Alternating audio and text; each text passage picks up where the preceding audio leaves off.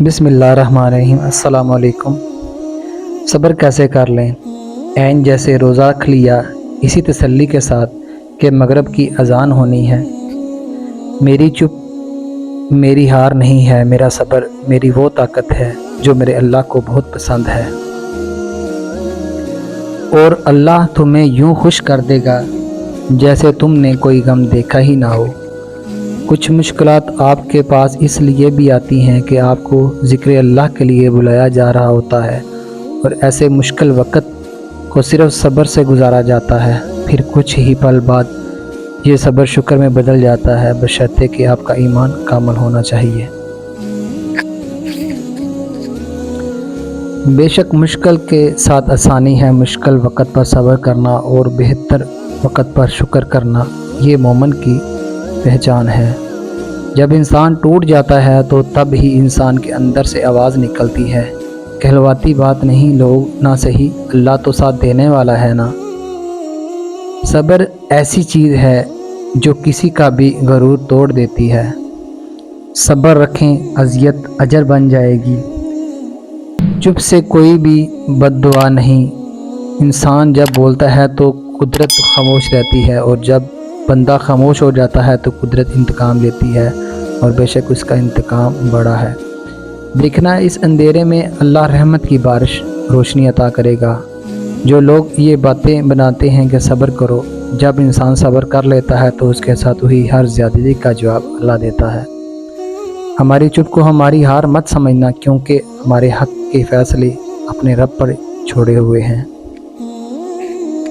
زیادتی اتنی ہی کرو جتنی خود پہ آئے تو جھیل سکو، اور صبر اتنا ہی سمیٹو جتنا خدا کا عذاب برداشت کرنے کی طاقت رکھتے ہو، کیونکہ صبر کرنے والے کا معاملہ اللہ کا معاملہ بن جاتا ہے۔ خدا کسی کے ساتھ ہوئی زیادتی کو کبھی بھی رائے گاہ نہیں جانے دیتا۔ بے شک وہ ذات بہترین انصاف والی ہے، نہ کسی کے آنسوؤں کو نہ کسی کی آہوں کو خدا کبھی ضائع نہیں کرتا۔ اللہ ظالم کی رسی کو ڈھیل ضرور دیتا ہے، پر اللہ کی لاٹھی بے آواز ہے۔ لوگ اپنے جرم اور اپنے گناہوں کو دوسروں پر تھوپ کر خود کو تسلی دیتے ہیں کہ اللہ نہیں بھولتا۔ کسی کا ٹوٹا دل اللہ کبھی بھی ایسے نہیں چھوڑتا۔ بے شک اللہ رحیم ہے، اللہ ضرور انصاف کرے گا ہر کسی کی ہر زیادتی کا۔ ان اللہ مع الصابرین، بے شک اللہ صبر کرنے والوں کے ساتھ ہے۔ صبر کے بعد شکر کا وقت آتا ہے۔ صبر کرنے والوں کا مقدمہ اللہ خود لڑتا ہے۔ صبر کرنا سیکھ لیں، اللہ سب جانتا ہے۔ وہ جانتا ہے کب کن وقتوں سے گزر رہے ہیں۔ یقین کریں وقت بدل جائے گا، کیونکہ تبدیلی کائنات کا اصول ہے۔ ضروری نہیں کہ کسی کی آہ یا بددعا ہی تمہارا پیچھا کر رہی ہو۔ بعض اوقات کسی کا ضبط اور بے پناہ صبر بھی تمہاری خوشیوں کی راہ میں بھاری رکاوٹ بن جاتا ہے۔ امام غزالی فرماتے ہیں، بلند آواز سے رونا بے صبری ہے۔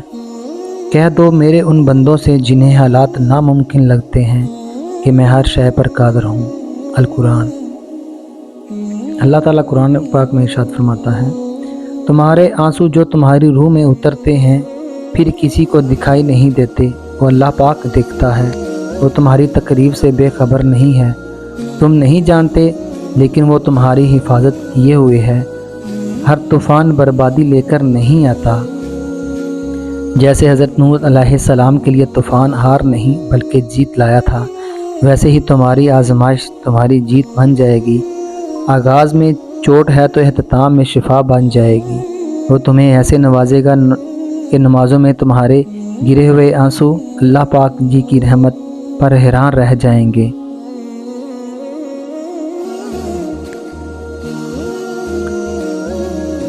صبر کا دامن نہیں چھوڑنا، وقت بدلے گا، حالات بدلیں گے۔ تمہارا صبر تمہاری آزمائشوں سے زیادہ بڑا ہونا چاہیے۔ ہر مصیبت اور پریشانی کی ایک ایکسپائری ڈیٹ ہوتی ہے، اس سے پہلے اس پر گھڑنے سے بہتر ہے کہ صبر کیا جائے۔ اجر بھی ملتا ہے اور پریشانی بھی کم ہوتی ہے۔ اگر آپ کے ساتھ ناانصافی اور زیادتی کی حد ہو جائے تو صرف اتنا سوچ کر خاموش ہو جانا کہ جو ذات اوپر بیٹھی ہے وہ تو بے نیاز ہے نا۔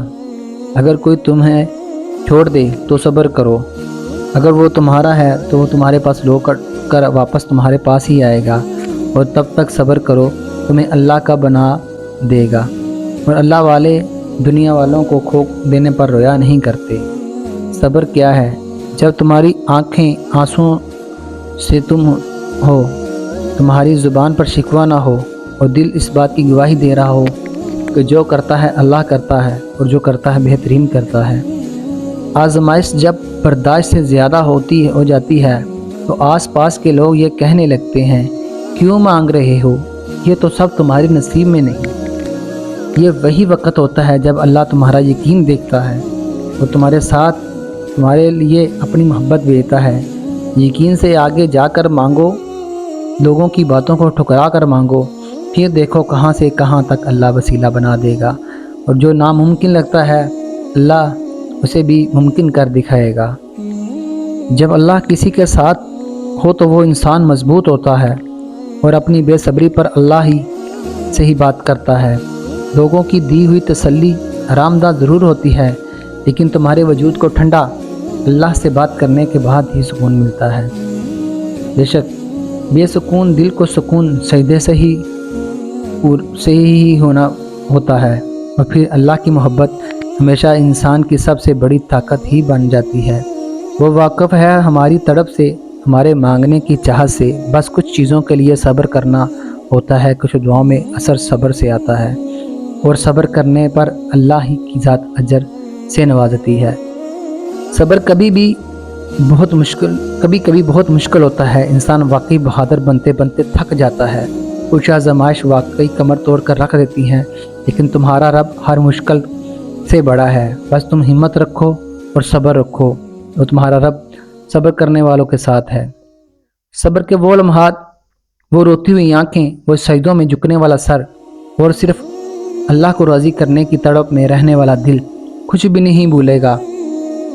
تمہیں ہر عمل کا اجر اتنا دے گا کہ تم راضی ہو جاؤ گے۔ تم بہت عبادت کرتے ہو، تم اگر اللہ سے دعا کرتے ہو، اپنے لیے اللہ سے مانگتے ہو، ہاں وہ رحم کرنے والا ہے۔ بھوک میں کھانا بھی دے گا، خالی جیب میں پیسہ بھی دے گا، ننگے سر پر ننگے جسم پر لباس بھی دے گا، تکلیف سے نجات دے گا، بیماری میں شفا دے گا، کیونکہ وہ رحم کرنے والا، شفا دینے والا ہے۔